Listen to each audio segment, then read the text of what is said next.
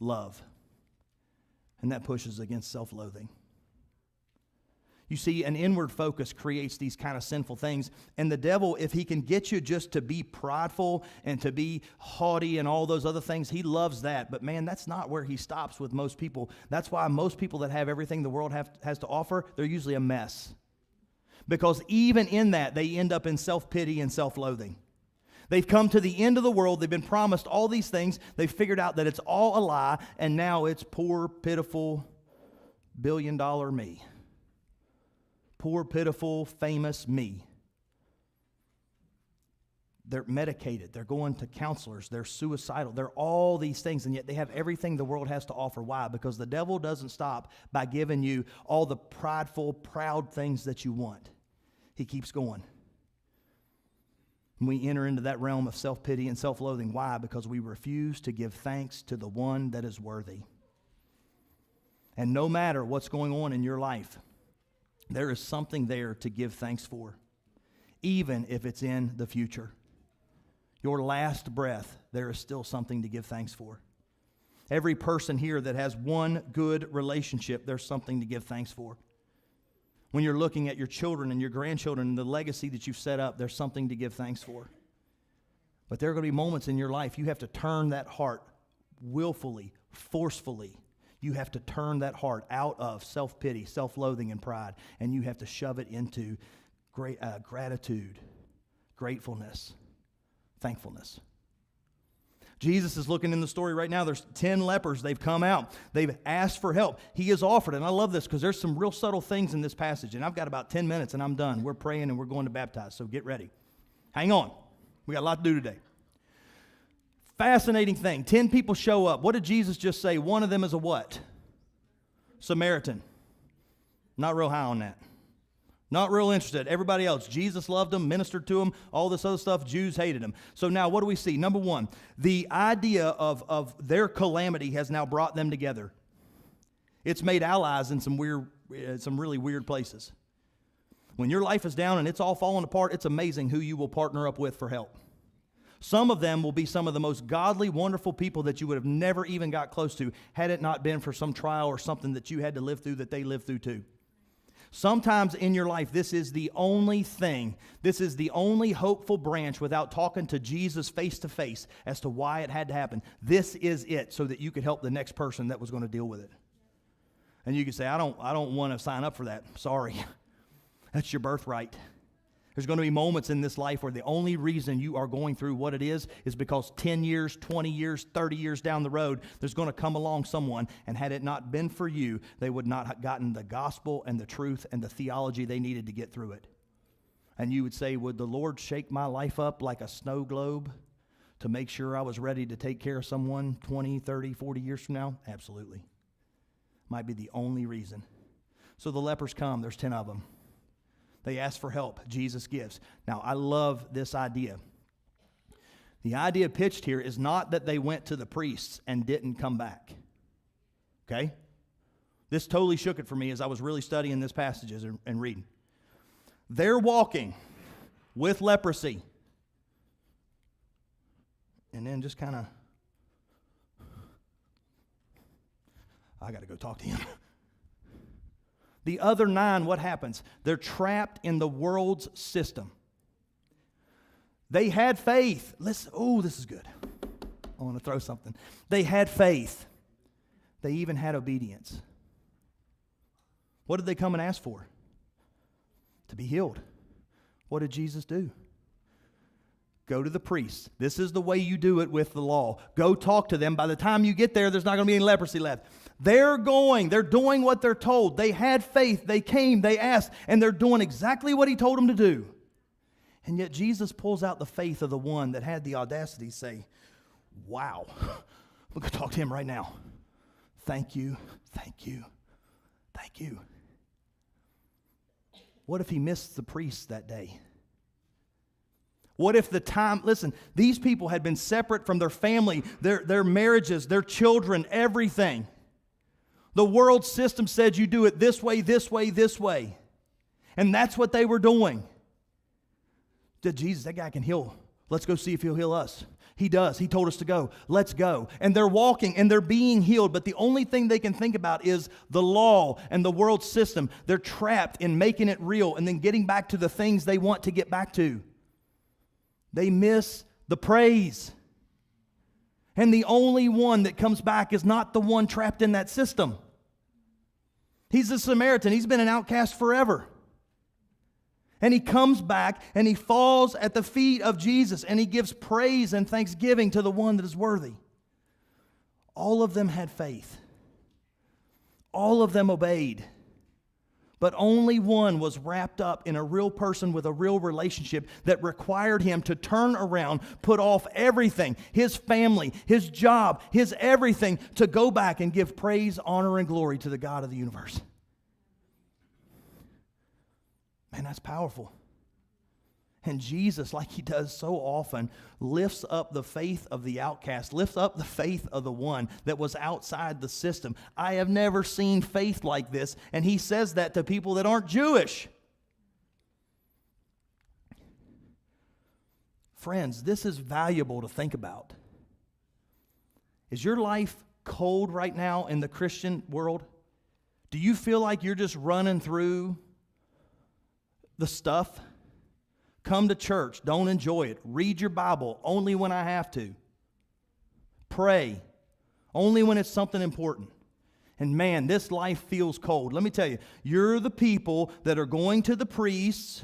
God has made a promise and you're doing it. Wonderful.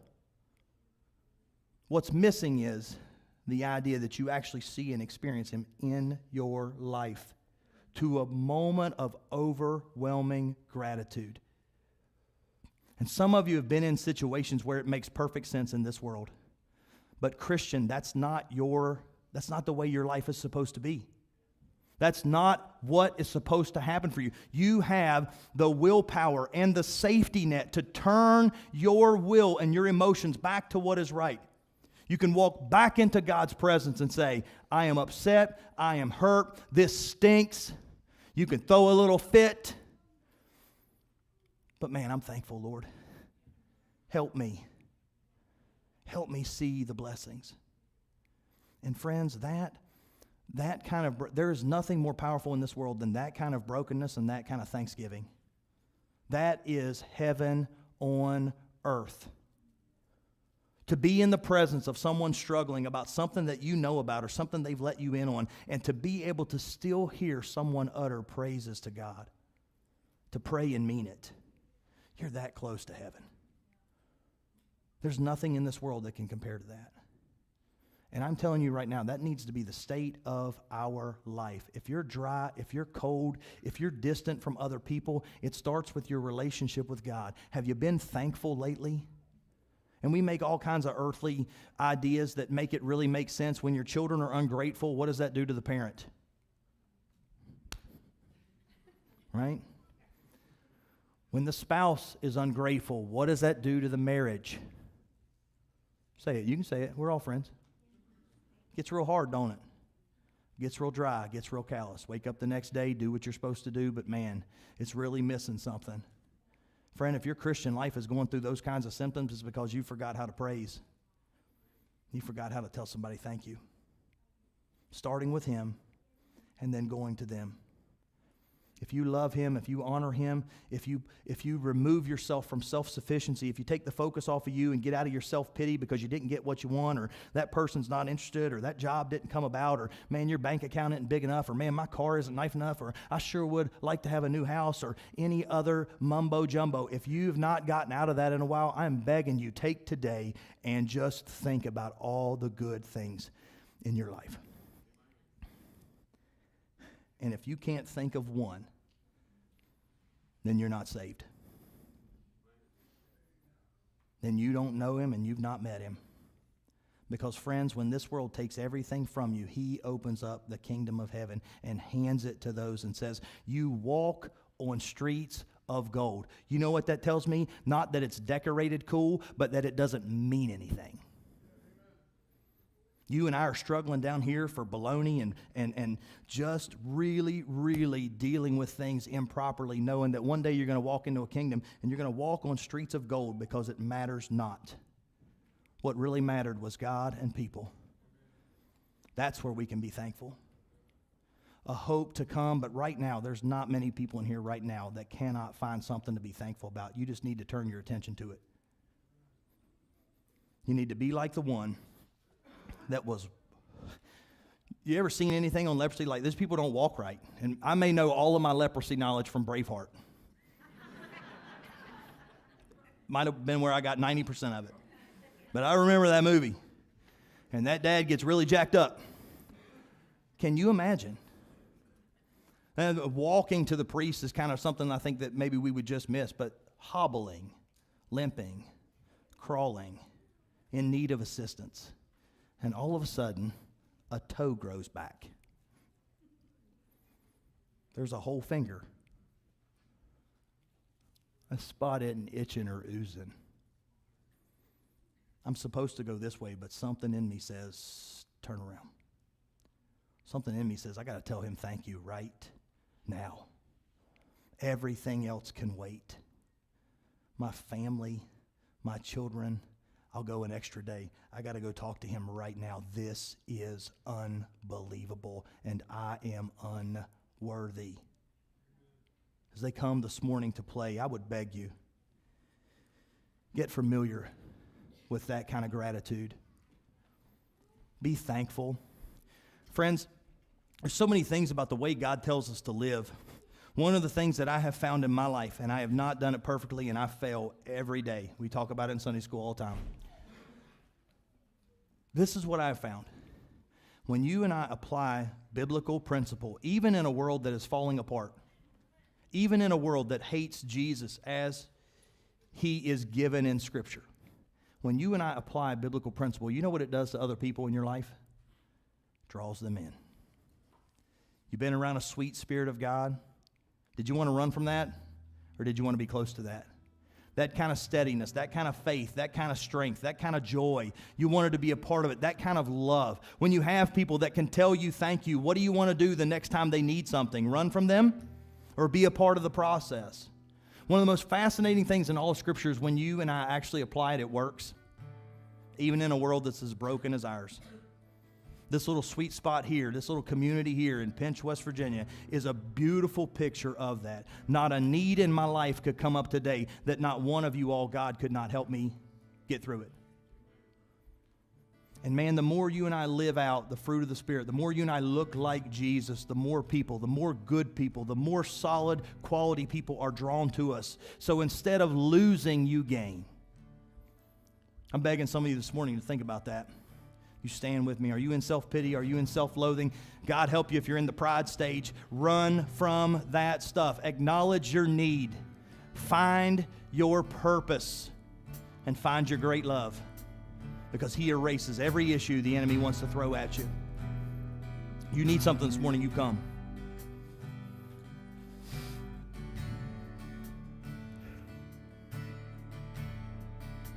I'm caught up in your presence.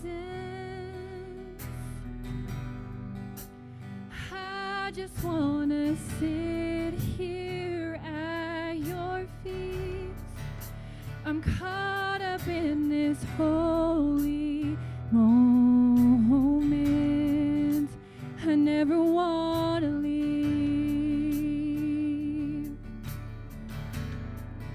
Oh, I'm not here for blessings. Jesus, you don't owe me anything, but more than anything that you can do, I just want you.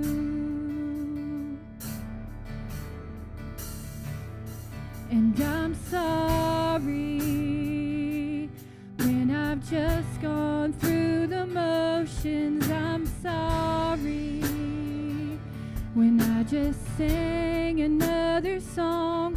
Take me back to where we started. I open up my heart to you.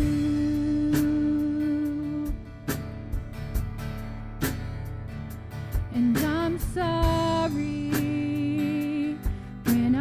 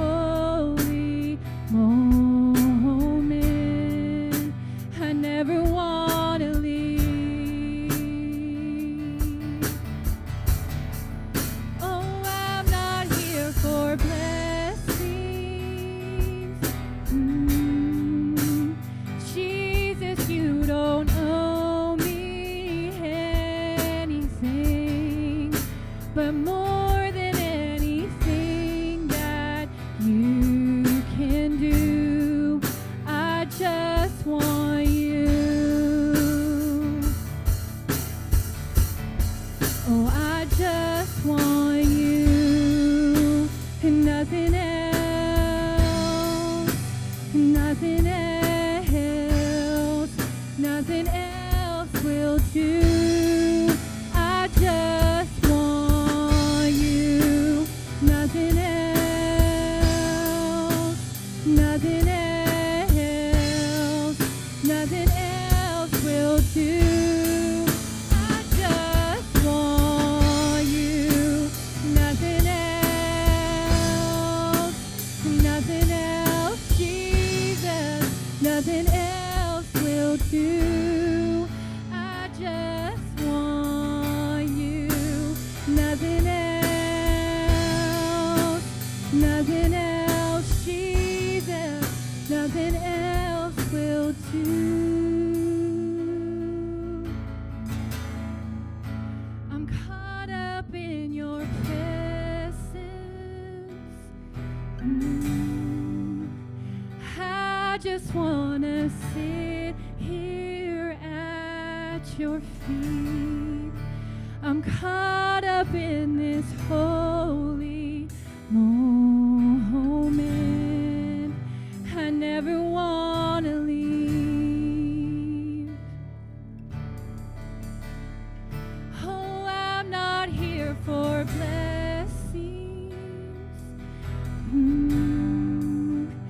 Jesus, you don't owe me anything, but more than anything that you can do, I just want you.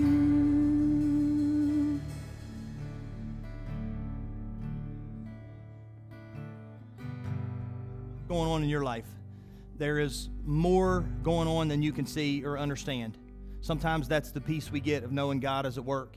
He's working in you in ways that are very hard, but He's ministering to people that you're loving and taking care of in a way you'll never understand. They're seeing God work through you. So don't curse every difficult circumstance. Pray like Paul, and then when the time comes and God says, my strength is sufficient, lean in and get to work. He'll meet you there. He'll love you. He'll take care of you. And then, wonder of wonders, He'll use you.